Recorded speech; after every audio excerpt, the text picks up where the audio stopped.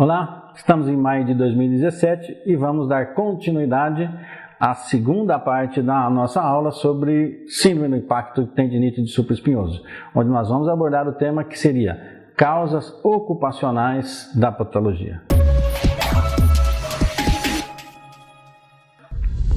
Sou José Marcelo Penteado, médico do Justiça do Trabalho, professor do curso Imersão em Perícias Médicas por Doenças Ocupacionais, sócio proprietário da empresa MedSafe Solution, empresa que faz softwares para a área de saúde ocupacional, perícias médicas, DPVAT, ergonomia, entre outros. Como vocês já sabem, nós estamos aí nas redes sociais, Instagram, Facebook, Twitter e o YouTube principalmente. Além disso, nós temos o nosso site www.imersãoempericias.com.br, onde vocês podem ter acesso a todos esses vídeos e demais materiais que nós estamos colocando lá. O cadastro no site é gratuito para todos. Vamos à nossa aula de hoje. Quando nós falamos de doenças osteomusculares relacionadas ao trabalho, nós temos que analisar no nosso posto de trabalho basicamente três tipos de riscos ocupacionais, fora os outros, né? Mas basicamente três riscos nós temos que analisar. O que pode ocasionar uma lerdort? A sobrecarga ocupacional vai ocorrer pela existência de movimentos repetitivos no trabalho, pela aplicação de força e pela existência de posturas estáticas.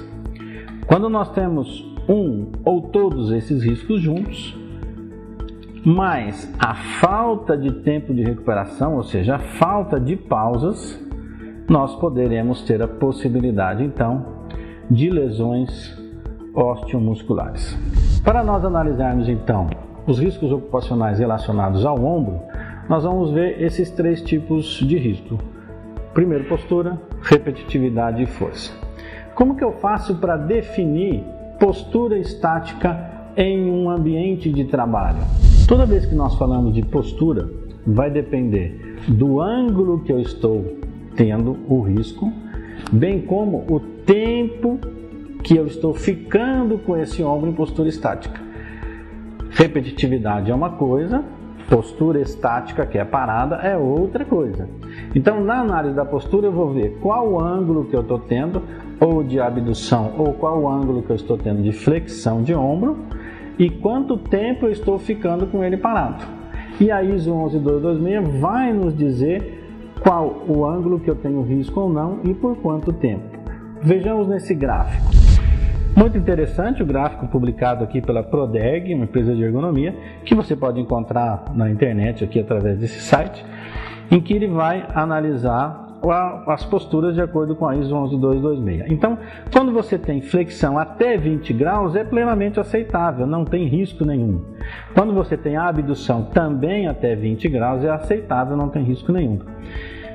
A flexão ou a abdução maior que 60 graus já é risco ocupacional, não vamos nem discutir o tempo. Não se pode ficar com o braço em flexão ou abdução em postura estática maior que 60 graus. Esse intervalo 30, 40 e 50 vai depender então de quantos minutos. 30 minutos eu posso ficar, 30 graus eu posso ficar no máximo até 3 minutos nessa posição, 40 graus até 2 minutos e meio, 50 graus até 1 minuto e meio, dependendo aí se eu tenho flexão ou abdução. Então é desta maneira que eu vou determinar se eu tenho postura estática para ombro. Além do risco postura estática para ombro, eu vou ter o risco repetitividade. Repetitividade é quantos movimentos eu estou fazendo por minuto e em que ângulo. Existia muita discussão, dizia assim, eu posso ficar com ele abduzido até 45 graus, eu só vou ter risco se eu vou ter o ombro acima, o braço acima do ombro, etc. e tal. A ISO 11228 na parte 3 já vem e nos define como que eu vou caracterizar risco de repetitividade para ombro. Então vamos ver o que a ISO nos diz. Quando eu flexiono ou abduzo o meu braço até o nível do ombro, que seria aqui em torno de 80 graus, eu não posso fazer esse movimento mais que 10% do ciclo de trabalho, ou mais que 2 ações técnicas por minuto. Quando ela fica num grau menor, que seria entre 45 e 80 graus, eu posso ficar até 1/3 do ciclo, não posso passar isso. Ou eu posso fazer até 10 ações técnicas por minuto. O ciclo de trabalho é quanto tempo ele demora para fazer aquela atividade específica. Então, eu vou determinar o quanto tempo que foi aquele ciclo de trabalho, e se eu tenho uma elevação entre 45 graus, eu não posso ter mais do que 10 ações técnicas por minuto. Acima de 80 graus, eu não posso ter mais do que 2 ações técnicas por minuto, que já é caracterizado então o risco de repetitividade para ombro.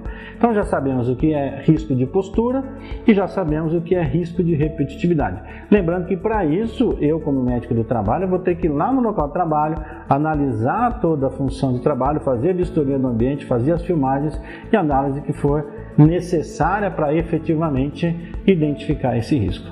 Já sei o que é postura e já sei o que é repetitividade. E o risco para ombro, o risco de força para ombro? O risco de força para ombro, vocês podem olhar nessa foto, ele não precisa de fazer nenhuma análise mais específica, eu posso utilizar lá as tabelas de Borg, ou eu posso utilizar até um dinamômetro, mas ele é geralmente utilizado de uma maneira objetiva na análise dentro do trabalho, onde você vai identificar, não, ali eu tenho utilização de força para ombro. Como vocês viram, para eu ter um risco para ombro, eu tenho que ter postura, repetitividade ou força. E eu trabalho com computador. Prestem atenção nesse slide. Não há nenhuma evidência de que trabalho com computador ou digitação em condições ergonômicas adequadas leve à patologia de ombro, pois não há postura estática, não há repetitividade e não há emprego de força. Além, obviamente, da possibilidade de pausas espontâneas durante a jornada de trabalho. Encerramos assim então o nosso vídeo de hoje e nós aprendemos com os nossos 2 vídeos quais são as causas ocupacionais e não ocupacionais que devem ser analisados então numa perícia judicial. Até a próxima, gente. Obrigado. Curte aí, coloque seu like, compartilhe os vídeos se você gostar, acesse o nosso site Imersão e vamos difundir aí o conhecimento.